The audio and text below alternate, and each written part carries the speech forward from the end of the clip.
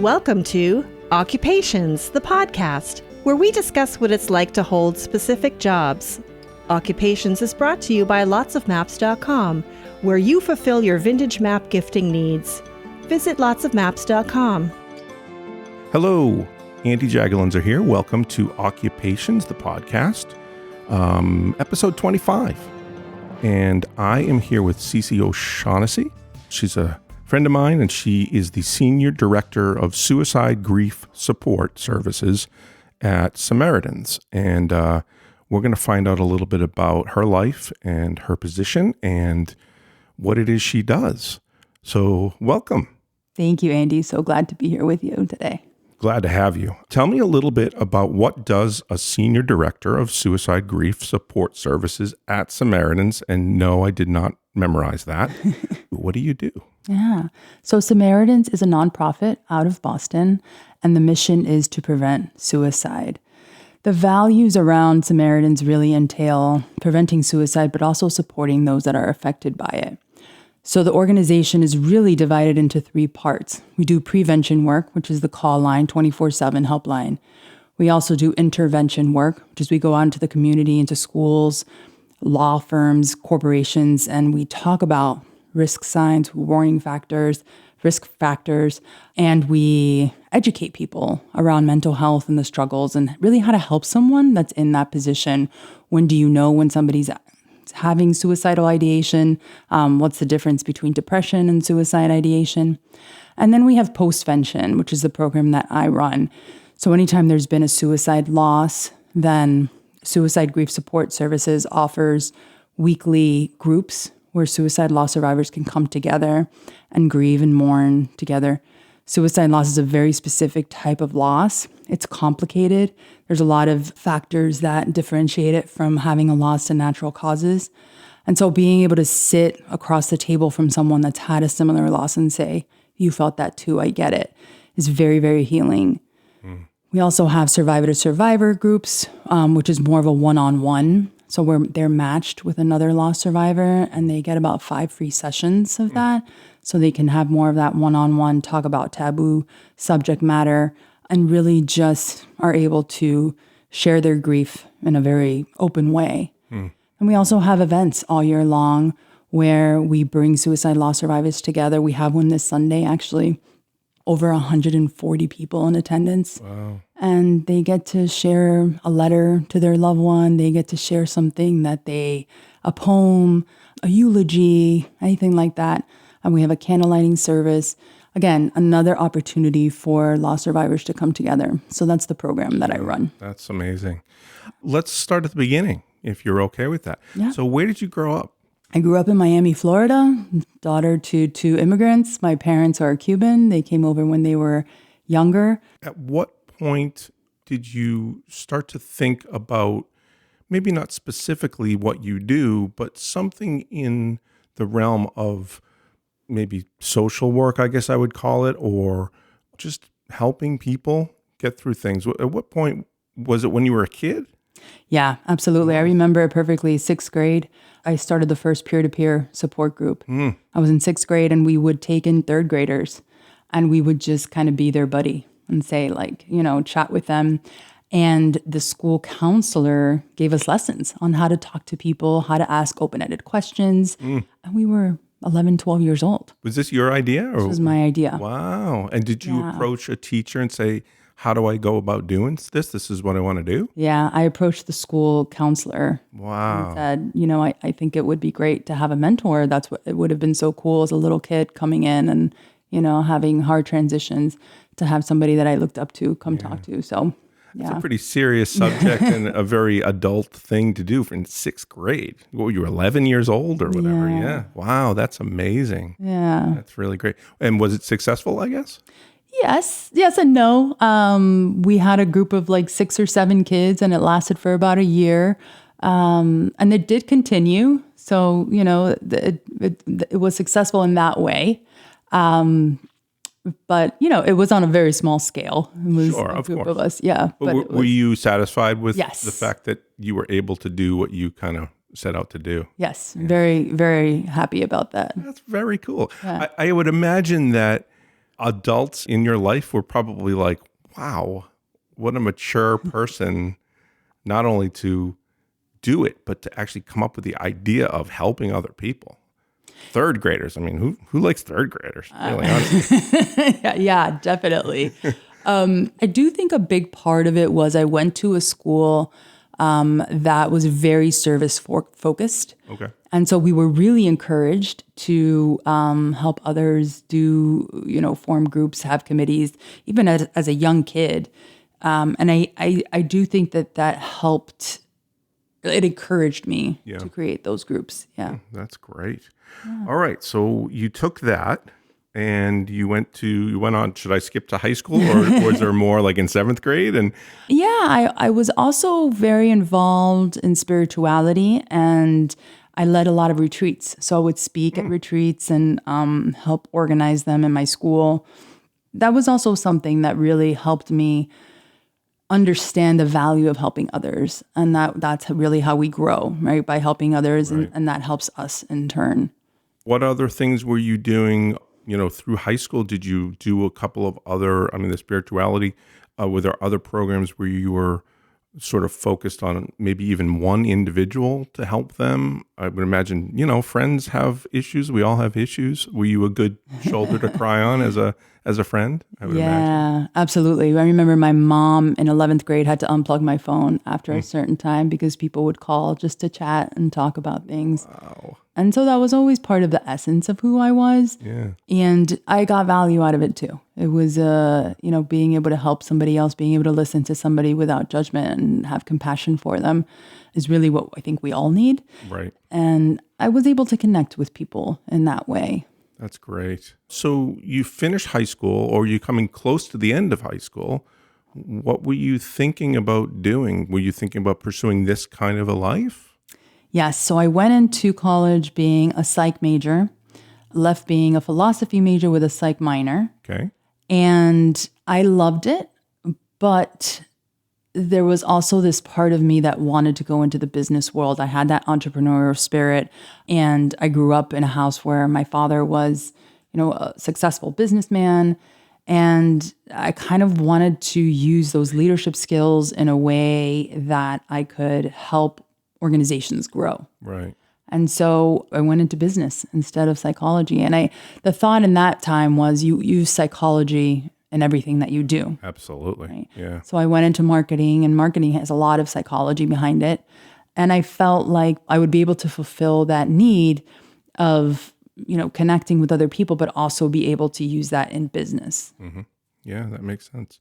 Yeah, I guess, there's several types of degrees that could probably help you through other things, like being a lawyer, for example, bringing a law degree to anything, a business, whatever it is that you do. If you have a law degree, you can certainly navigate it easier. Business degree on its own, but psychology too, learning how to deal with people, and that's pretty neat. So where'd you go to school, college? So I went to Boston College. Right. That's how I ended up here. Got it.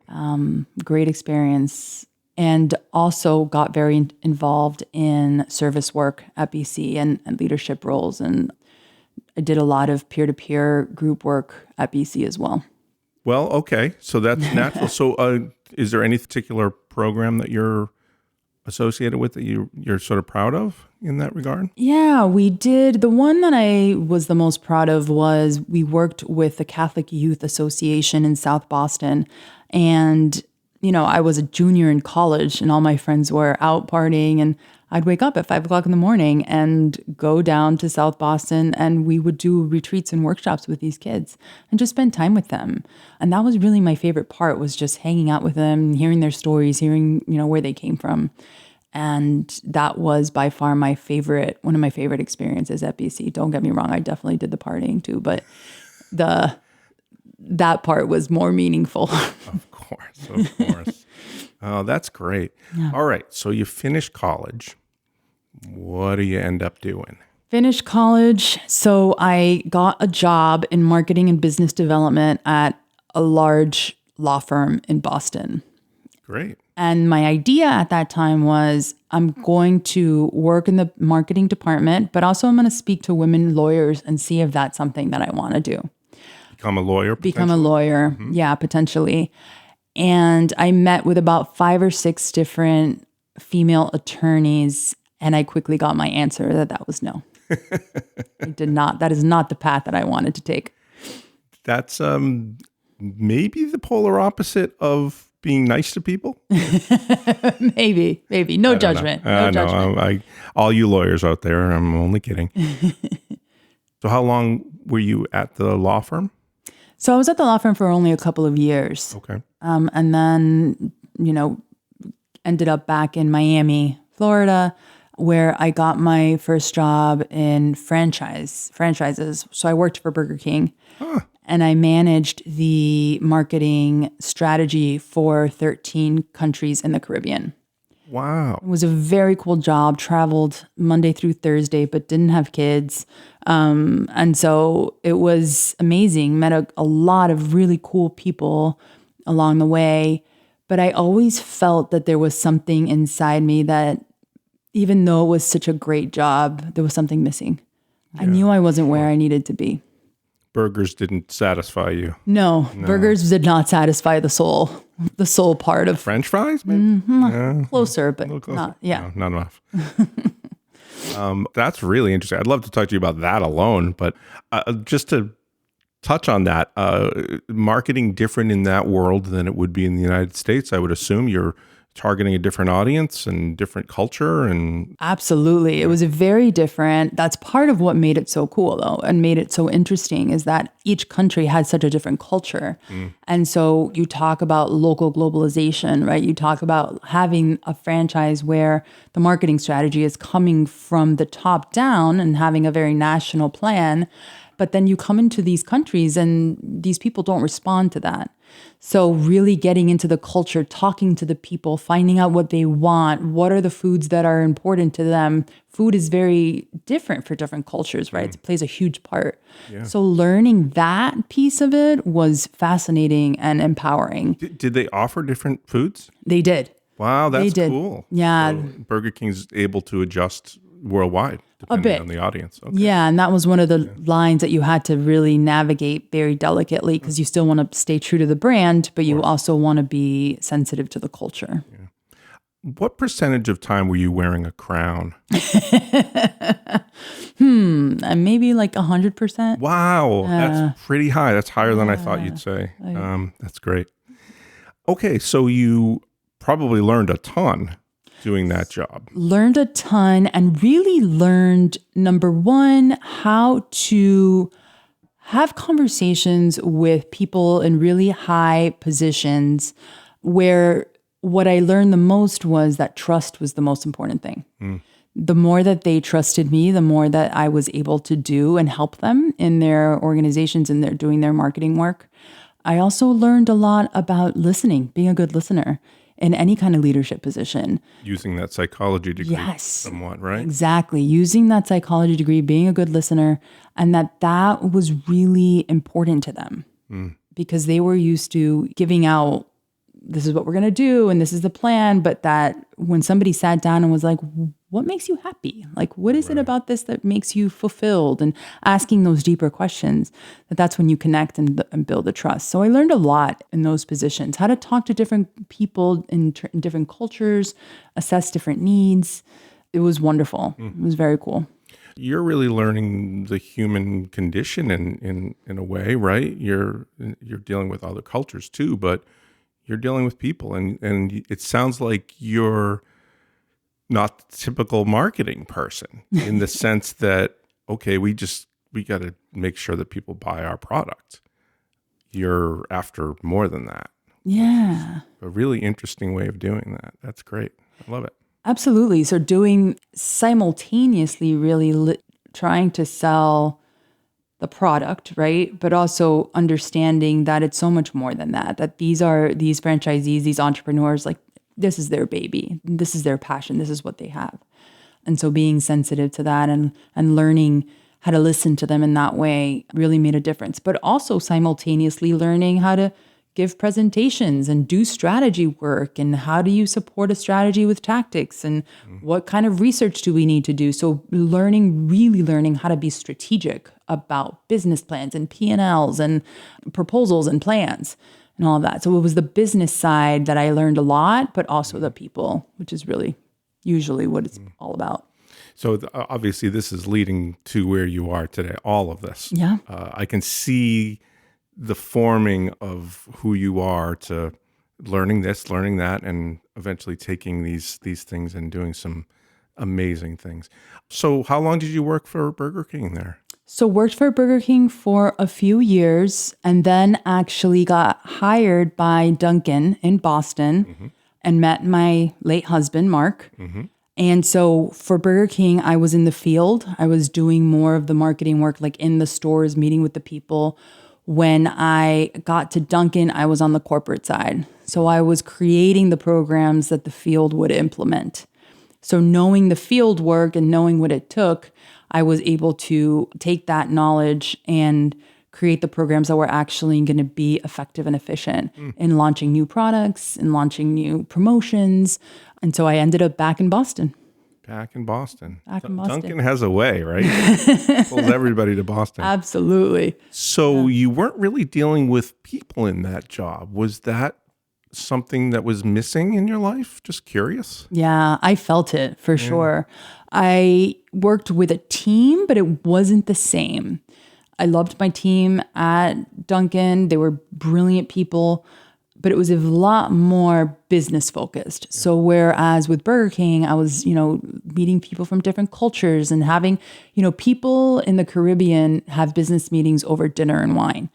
They don't have their first meeting till 10 o'clock. Right. It's a totally different way of doing business. I would meet their families, When I would come over, they would invite me to their homes. And I knew all of their kids' birthdays. It was very, very different, which is very similar to the Latin culture, to the Cuban culture. Sure. When I got to Dunkin', it was a lot more corporate, oriented, and they do a great job, but it was different. And I missed having that personal connection, having those conversations, because my meetings were about what smoothie we were going to launch and what flavors we were going to launch, and not about what's going to reach the people. Right. It's, in a different way. So you're in Boston and you meet your husband, Mark, and you started a family. Yes. So met Mark, and I kind of always wanted to be back in Boston. I would travel back and forth and visit friends. But then when I met him, it was kind of like, okay, this is a set decision, good decision. He had 2 girls. So him moving was really not an option. And I met them and I fell in love with them as well. So it was kind of a no-brainer to come back up. So we met, we got married, and we had 2 girls. So I became a stepmother and a mother of 4, and very quickly. 4 girls. 4 girls. Wow. Yeah. Oh, that's great. That's great. Did you stop working at the time? So I tried to keep working. So it was really important to me. A career was always really important to me. I grew up with a mother that worked. Having your own purpose and passion was a value that I grew up with at home. And so I tried. But the challenge was that I was at Dunkin', I was doing international work. And so I would wake up at 2 a.m. to do, focus groups in China. And then I was taking a call at 6 o'clock with Australia. Right. And having a newborn, it was really, really hard. So I tried it for a while, but ended up leaving when Maya was 1. Okay. So during motherhood, while you're not working, were you thinking at all about psychology at all? Was this something that you sort of thought about in any way? Yeah, so that entrepreneurial spirit does not go away just because you become a mother. Right. So I started a girls' clothing store online. I did a few little things here and there just to keep my brain moving and working. And then I kind of came to a point where I said, psychology is where my heart is. I've always loved it. I've always had a passion for it. It's always been a part of the essence of who I am. And so I actually took a couple classes at UMass for psychology. Great. So after you took those classes, any interest in going right back into something else? You were such an entrepreneur anyway. I knew that I had the passion for it. Yeah. but I was also very invested in staying home with the girls at that time. And so while I knew that I was going to go back, that was not the moment. Got it. So what point did you decide to get into what you do today? Yeah, so 2020 hit, and, we all felt that change. COVID, was traumatic for a lot of us, but I had a different type of trauma during that time. So my mom actually passed away in March of 2020 from cancer. Mm-hmm. And she died in my arms, and she and I were very, very close. Mm. So I feel honored that I was there with her. But that loss hit me very hard. And it started this initial thought process for me of the value of life is, our time is so short. And what do you want to do with it? 2 months later, my husband died by suicide. And so when that happened, my world completely turned upside down. Suicide loss is a very complicated type of loss because you ask questions like, why did this happen? How could he have left me? How could he have left my girls? Could I have done anything to prevent it? Was this my fault? Did I do anything wrong? And so the clinical definition is complicated grief if you have two losses close together and if it's just a suicide loss. So it was kind of like complicated grief on steroids, to say it nicely. Yeah. And so it took me a while because at first it was really just about how are the girls doing? Are the girls, eating? Are they talking about it? Are they processing it in a healthy way? But then about 6 months in, I had this moment, and I remember it perfectly. I was sitting on my bed and I said to myself, my life can go in one of two very different ways right now. We've experienced trauma. This is going to change us forever, but we get to decide what direction that change is going to be in. And I can actually put my, what I've always believed in into practice and known the power of connection and community and leaning on other people. But the hard part was that I was always the person that everybody leaned on. Yeah. And at that moment, I needed to lean on other people. Yeah. And so I learned a lot about myself during those times. I learned how humbling it is. I learned the power of vulnerability. I've learned that in order to move through something, you have to feel it. You have to feel it to heal it. And when I was able to kind of move through those really difficult moments and feelings, I knew from the bottom of my heart that that was what I was meant to do for the rest of my career. That my purpose on a spiritual level was much more profound now. And that I had a responsibility to help the person that I used to be get to where I am today.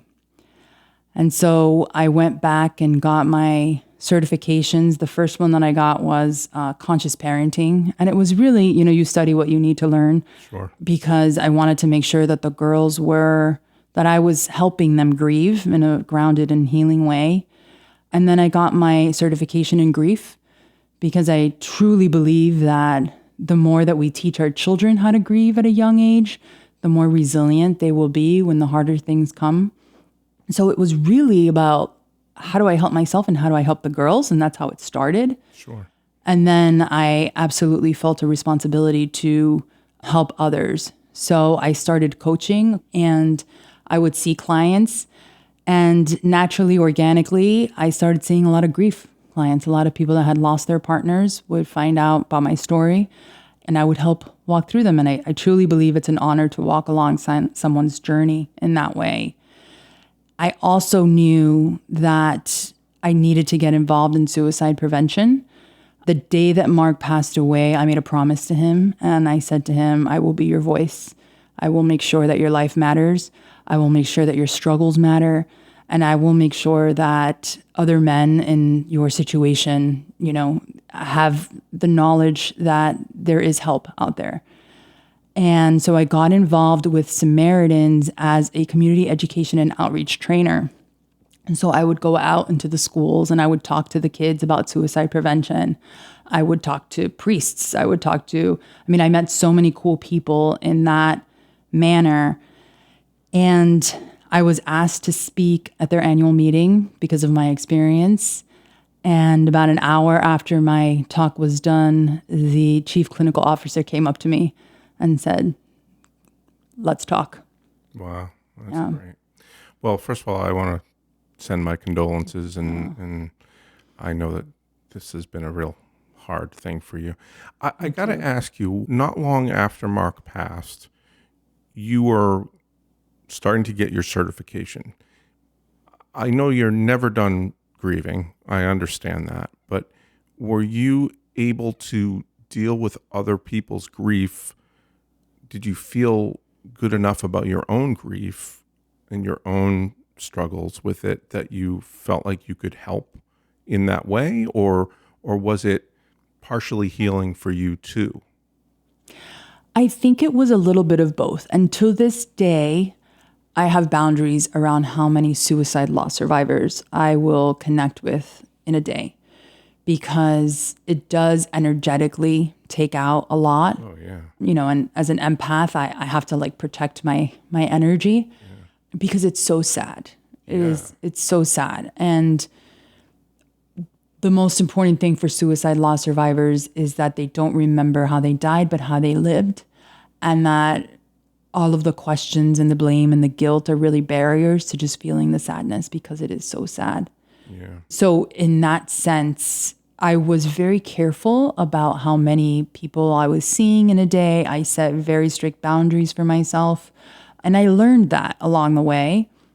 It is still to this day very healing for me.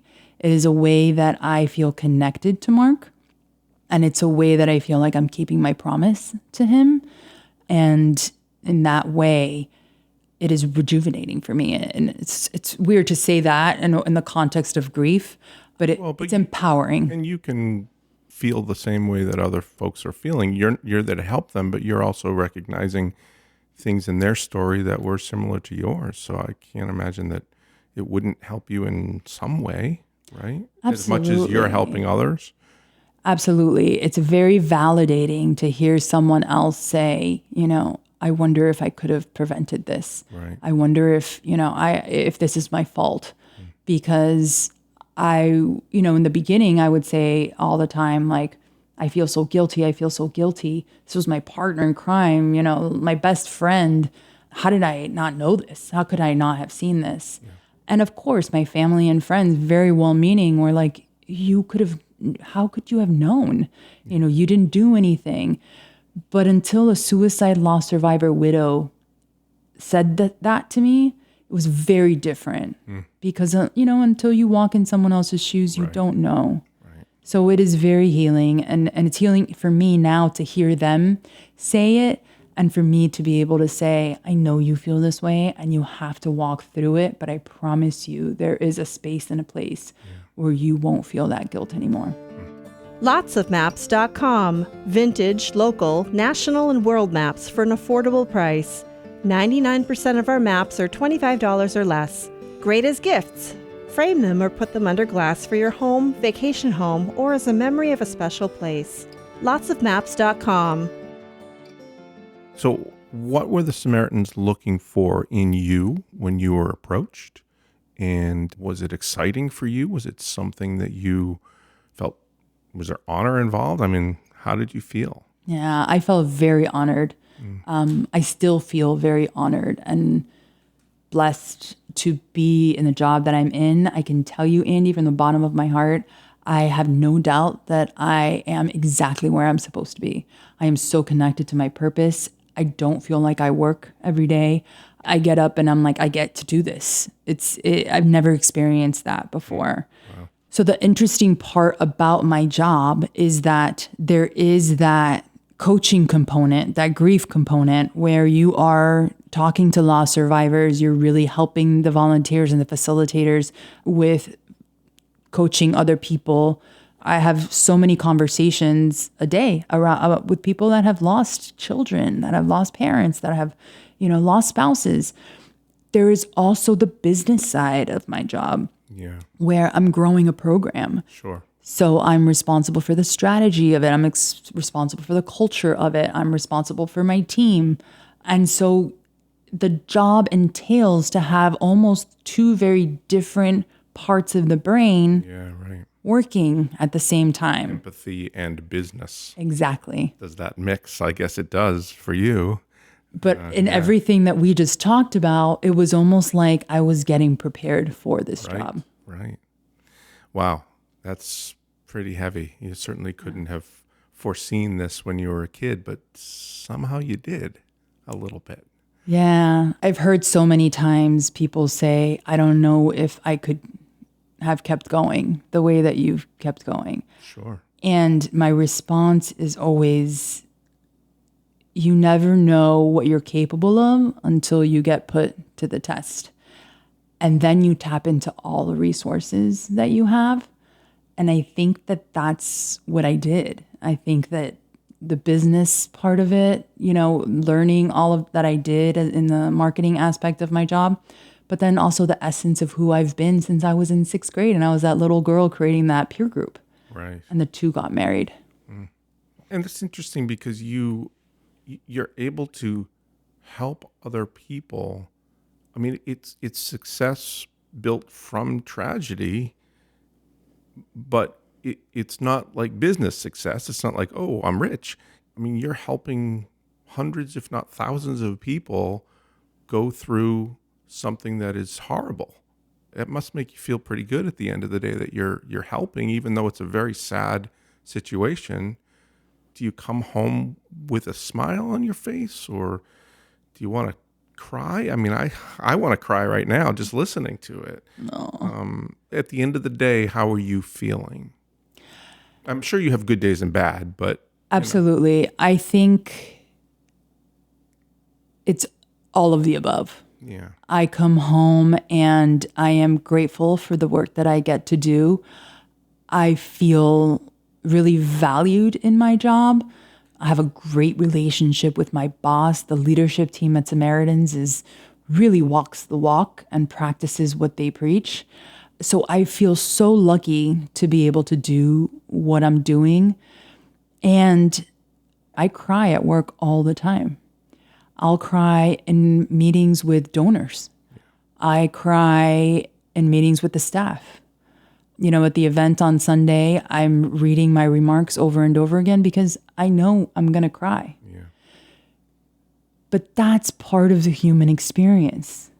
That is part of what Mark's legacy is for me, is that I'm not afraid of my feelings and I can be sad and cry. And I have found a job that allows me to do that. Right. Where I'm not going to get kicked out of a meeting if I'm crying. Absolutely. Yeah, that's good culture, I would imagine, to be in. I would imagine that people around you are very accepting of emotional days, and yeah, that's amazing. Yeah. Let's talk a little bit about your day-to-day.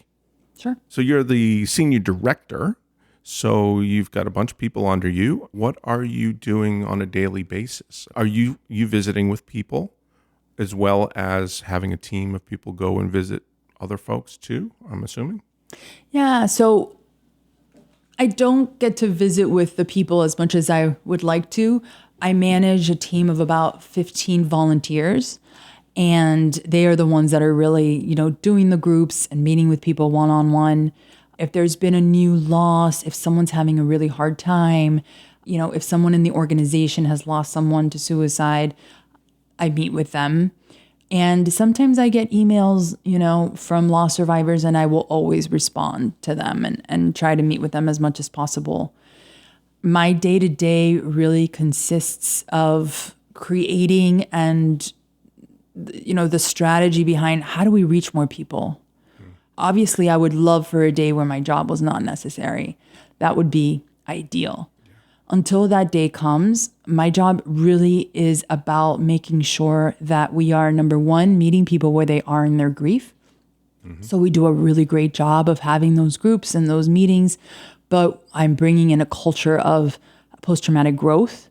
And so how are we meeting the needs of long-term loss survivors? Right. How are we meeting people all across the board? And so part of my job really day to day is identifying ways and strategies to do that. And then I also, I speak, I help with donor presentations. I try to share all of the work that we do. And I love doing that because I'm so passionate about the organization and just the genuineness of the organization.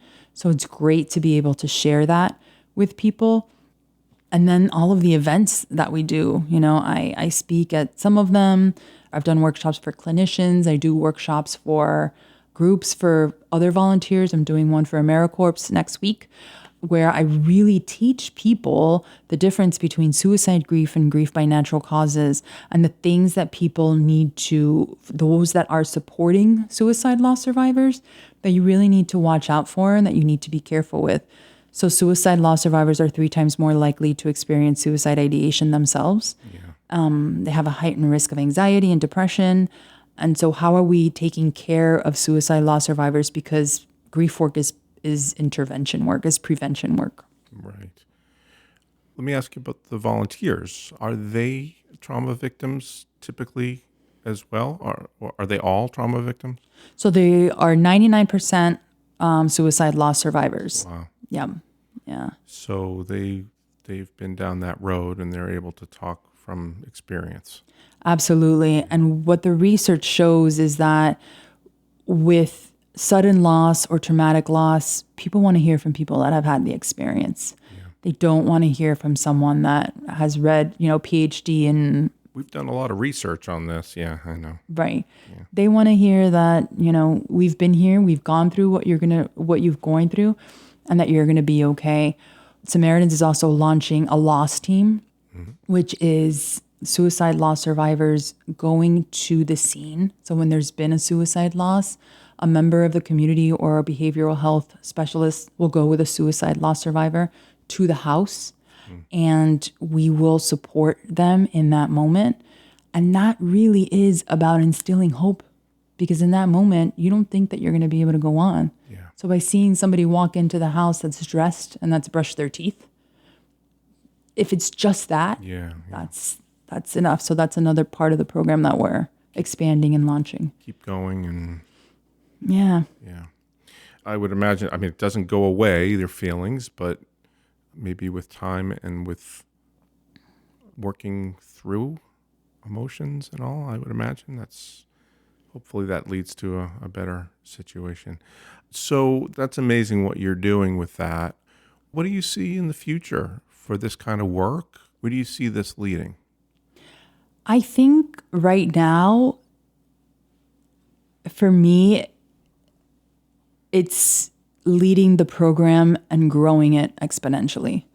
I think for me, my job is not done until I know that every suicide loss survivor is getting the resources and the help that they need.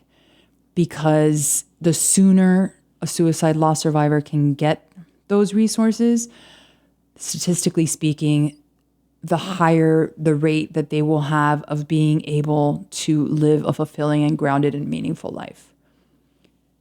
So many suicide loss survivors, because of the stigma and shame, do not get help. It takes them 4 times longer to get help than somebody that's grieving somebody that's died by cancer or a heart attack. Yeah. And so my goal, and I will not stop until I have to, is to help suicide loss survivors get help quicker and to meet them where they're at. Because I can sit here and I can say that I had a lot of resources. I have privilege in that way, that I was able to get help, do the counseling, do the group work, do the somatic healing. I had the privilege of all of that, and not everybody has that. And so I feel a sense of responsibility of helping all of us that have had that tragic loss get that. So for right now, I just want to grow the program as much as I can. Talk about the Samaritans just briefly. What's their reach like? They're Boston-based. What is the territory that they are covering at this point? They're Boston-based. They answer calls in the Boston area. They answer about 10,000 calls on the helpline a day, averaging about 10 minutes a call. Have a very high de-escalation rate. And we're all over Massachusetts, really. So the community education and outreach does trainings all over. Yep. Reaches far. So Sissi, let me ask you about folks that might want to get into the kind of work that you're doing, and not necessarily suicide prevention, but social work as a whole, or just caring for people. I mean, it's crazy that we don't all care for people. We should be doing this anyway, but to really sort of focus your life and your career on it, any suggestions of what folks should do? Well, Andy, I will first and foremost say that connecting to the essence of who you are, knowing yourself and knowing what you are passionate about is the first step, is really what gets you excited, what makes you want to get out of bed in the morning. And also, what are you naturally moved towards?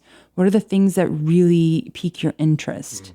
Obviously, if you want to get into psychology, getting a master's in psychology or social work is important. But I want to note that I don't have a master's degree myself.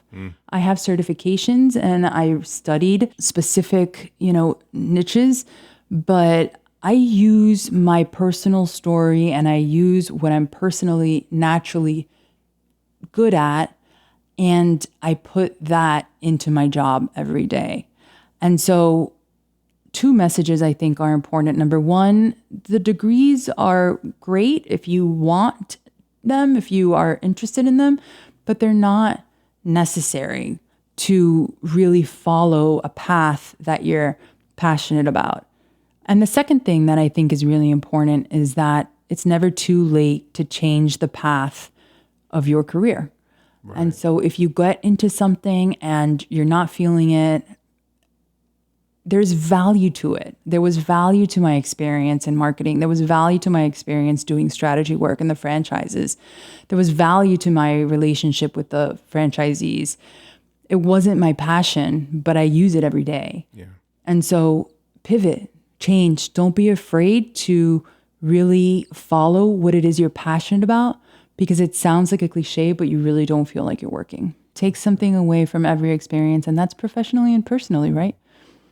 I got to ask you, and this is a tougher question because, the folks that I deal with mostly on the show are working really great jobs that make them happy.